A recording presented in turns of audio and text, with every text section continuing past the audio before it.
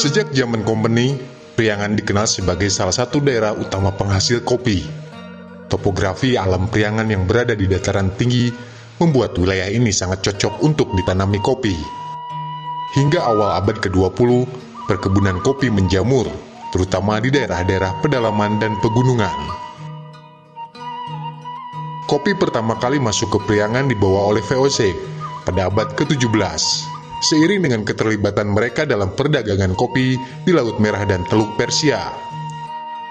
Pada paruh pertama abad ke-18, penanaman biji kopi di Priangan mulai digarap lebih serius. Mula-mula biji kopi dibagikan kepada para kepala pribumi yang berada di daerah Batavia hingga Cirebon di bawah kendali Gubernur Jenderal VOC Johan van Horn pada akhir 1707. Akan tetapi, karena daerah tersebut berada di dataran rendah, penanaman kopi tidak maksimal, sehingga penyebaran biji kopi dialihkan ke daerah-daerah pegunungan di Priangan. Hasilnya memuaskan. Kopi yang ditanam di dataran tinggi Priangan tumbuh dengan baik. Memasuki pertengahan abad ke-18, harga kopi di pasaran Eropa terus naik. Hal itu mendorong permintaan kopi di Priangan ikut naik. Tanaman kopi yang dibudidayakan di pekarangan rumah mulai tidak mencukupi kebutuhan lagi. Karenanya, VOC menganjurkan agar para petani di Priangan tidak hanya menanam kopi di lahan pekarangan, tapi juga di lahan sekitar kampung. Mulai saat itu, masyarakat Priangan membuka kebun-kebun liar di sekitar rumahnya untuk ditanami kopi. Anjuran penanaman kopi ini dikenal dengan Prianger Stetsel. Para petani kopi menyetorkan hasil panennya kepada kepala-kepala pribumi setempat atau ke pusat pedukuhan. Untuk menampung hasil panen kopi yang melimpah, VOC membangun gudang-gudang kopi di tepi Sungai Citarum dan Cikau. Dari gudang inilah kopi diangkut dengan perahu menuju ke pantai untuk kemudian dipasarkan ke dunia internasional.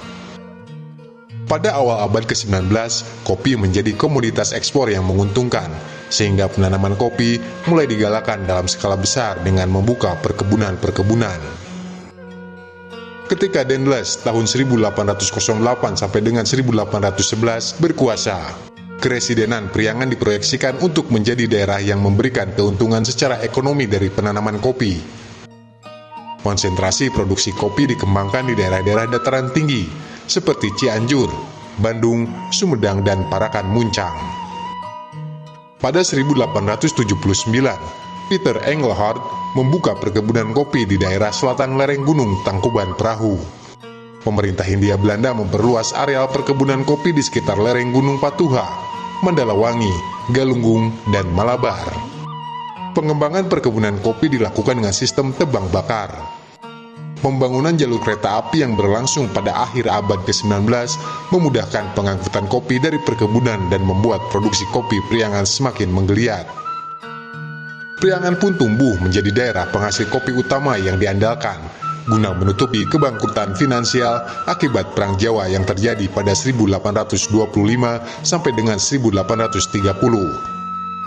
Terhitung dari tahun 1831 hingga 1870, pemerintah kolonial memperoleh keuntungan sekitar 823 juta gulden dari hasil panen kopi Priangan. Di Priangan, budidaya kopi telah mengakar kuat selama lebih kurang 2 abad dan turut mewarnai kehidupan masyarakatnya. Istilah ngopi yang muncul pada masyarakat Priangan berbeda dengan pengertian umum yang semestinya. Bagi masyarakat Priangan, ngopi tak berarti hanya menikmati kopi, melainkan juga merangkum pengertian yang luas dari segala macam bentuk acara makan kecil atau camilan.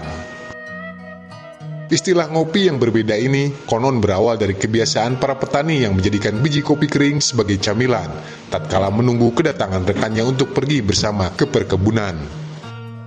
Kebiasaan menikmati biji kopi itu dilakukan juga di rumah-rumah masyarakat di sekitar perkebunan yang dihidangkan bersama dengan kudapan ringan lainnya. Tak heran, hingga saat ini, di sebagian besar wilayah Priangan yang pernah ada perkebunan kopi, masyarakatnya masih mengistilahkan ngopi ketika mereka menyantap kudapan ringan, meskipun pada kesempatan itu tidak ada hidangan air kopi. pergeseran makna ngopi yang berkembang pada masyarakat Priangan tidak bisa dilepaskan dari gaya hidup para pembesar yang menjadikan kopi sebagai minuman istimewa. Meskipun perkebunan kopi menjamur, namun penikmat kopi di Tatar Sunda umumnya terbatas pada kalangan menak dan pembesar Belanda saja. Bahkan, di sebagian tempat, kopi merupakan minuman mewah yang hanya disajikan kepada tamu terhormat. Jikapun masyarakat ingin menikmati kopi, mereka mesti mencampurnya dengan biji jagung yang sudah dibakar atau memanfaatkan sisa-sisa kopi yang terdapat dalam jelaga pembakaran. Memasuki awal abad ke-20, budaya minum kopi menjadi gaya hidup masyarakat urban, terutama di kota-kota besar Priangan seperti Bandung. Berdirinya pabrik-pabrik olahan kopi di kota Bandung seperti pabrik kopi Aroma, Zavako, dan Malabar semakin memudahkan akses orang-orang untuk menikmati kopi. Pabrik-pabrik kopi tersebut menyediakan ragam olahan kopi baik yang sudah disangrai maupun digiling untuk para pelanggan setianya. Pabrik kopi Aroma yang berdiri sejak 1930 di Jalan Bancai menawarkan jenis kopi kualitas terbaik dengan menyimpan biji kopi selama bertahun-tahun sebelum diolah. Begitupun toko kopi Javako yang sukses memasarkan produknya secara luas. Biasanya kopi-kopi produksi Javako dijajakan di toko-toko roti, pusat-pusat perbelanjaan, atau di kedai-kedai kopi. Bagi masyarakat Priangan, kopi bukan sekedar komoditas yang mendatangkan keuntungan ekonomi semata, tapi juga telah meresap dalam kehidupan dan menemani keseharian mereka, paling tidak hingga abad ke-20.